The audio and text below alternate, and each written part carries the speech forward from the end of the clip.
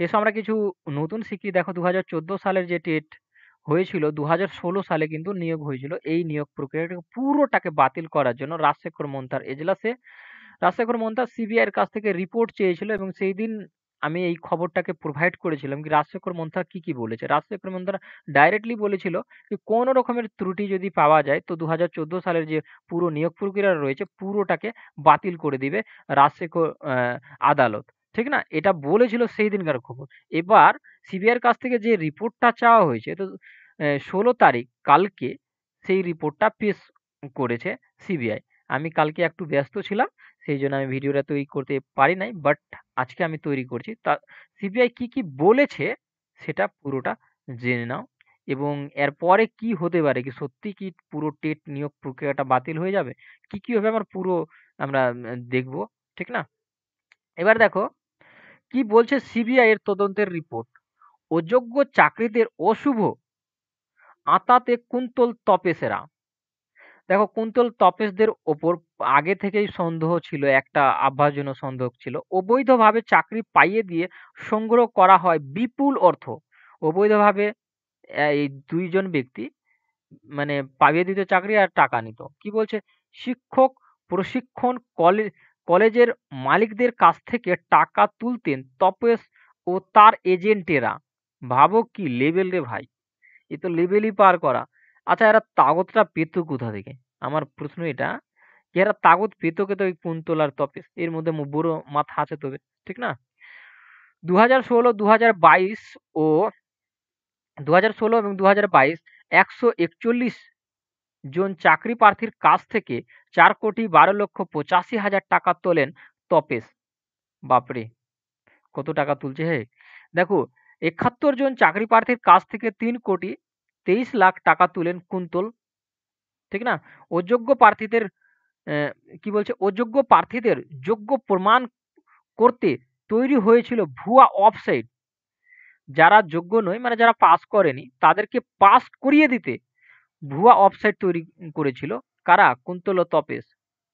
এবার অযোগ্য চাকরি প্রাপকদের ভুয়া আইডি থেকে মেল পাঠিয়ে ডাকা হতো ইন্টারভিউ এর জন্য। দেখো ভুয়া ওয়েবসাইটের থেকে মানে মেল করা হতো অযোগ্য প্রার্থীদের, এবং তাদের নেওয়া হতো ইন্টারভিউ। এবার দেখো নিয়মের তোয়াক্কা না করেই ও মার্কশিট মূল্যায়নের দায়িত্ব দেওয়া হয় সংস্থাকে। তো এটা কি হয়েছে? এটা রিপোর্ট পেশ করেছে সিবিআই, রিপোর্ট পেশ করেছে রাজশেখর মোন্থার এজলাসে। ক্লিয়ার? এবার কি মানা যায় এই রিপোর্ট অনুসারে ২০১৪ সালের, আমি বলছি না কিন্তু, পুরো নিয়োগ প্রক্রিয়াটা বাতিল হবে? এটা কিন্তু রিপোর্ট বলছে ভাই। ওই রাজশেখর, আমি এর আগের ভিডিওটা দেখবা তো ওখানে রাজশেখর মোন্থর ডাইরেক্টলি একদম রেগে হুঁশিয়ারি দিয়ে বলেছিল কি কোনো ধরনের ত্রুটি পাওয়া গেলে ২০১৪ সালে যে নিয়োগ প্রক্রিয়া রয়েছে পুরোটাকে বাতিল করে দেবে রাজশেখর মোন্থার বেঞ্চ। এবার দেখো মুদ্রা কথা আসি, ২০১৬ সালে হয়েছিল, ২০১৪ সালে হয়েছিল, ২০১৬ সালে যে নিয়োগটা হয় পুরোটাকে এবার তবে সম্ভবত বলতে পারো কি বাতিল করে দিতে পারে। বাট দেখো আমি কয়েকটা পয়েন্টে এখানে কথা বলি। কুন্তল আর তপেশ এরা ২ জন ব্যক্তি এত সাহস কোথা থেকে পেল?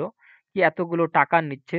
শিক্ষক প্রশিক্ষণ যে কলেজগুলো হয়, যেরকম ডায়েট কলেজ বলে, সরকারি ডায়েট বলো, বেসরকারি বলো, এখান থেকে যে টাকা তোলার যে এজেন্টরা, এরা এত সাহস কোথা থেকে পায়? তো এদের মাথা কেউ না কেউ রয়েছে। যেরকম দেখবা ম্যাক্সিমাম যারা শিক্ষামন্ত্রী ছিল, কিছুজন জেলেও রয়েছে। এর ওপর যে মেন রয়েছে এখনো কিন্তু মানে হাতে আসে নাই।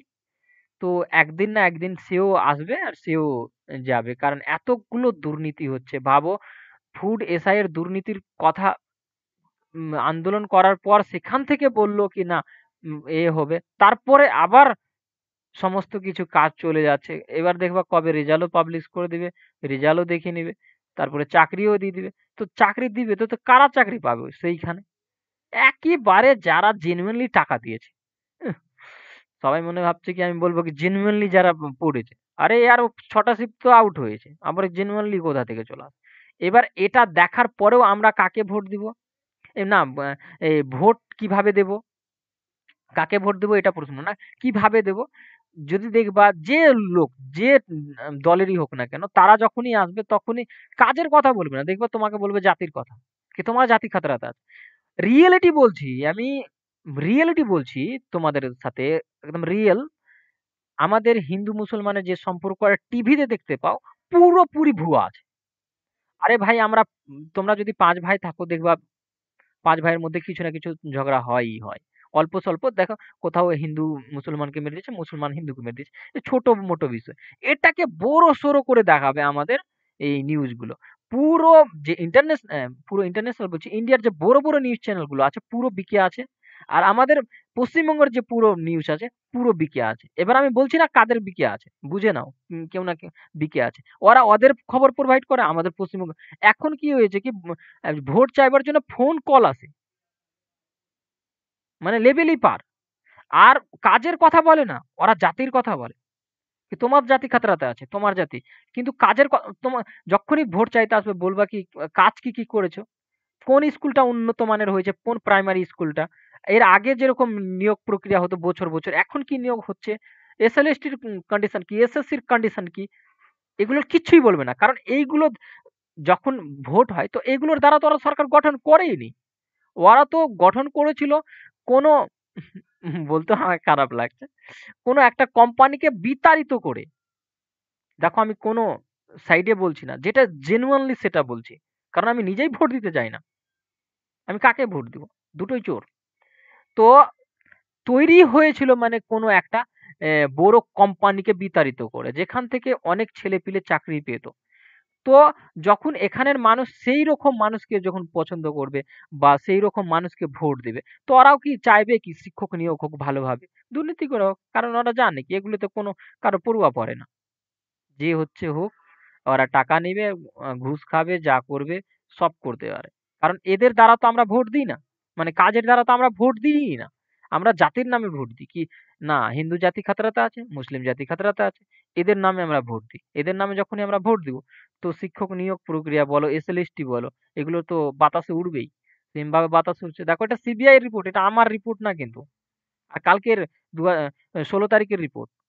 আমি বলছি না, সিবিআই রিপোর্ট বলছে। তো ভাবো কি লেভেলের মানে মারিং হয়। তো আমার ভিডিও আজকে এইটুকুই পর্যন্ত ছিল। Thank you watching for my video. দেখা হবে পরবর্তী ভিডিওতে। Thank you.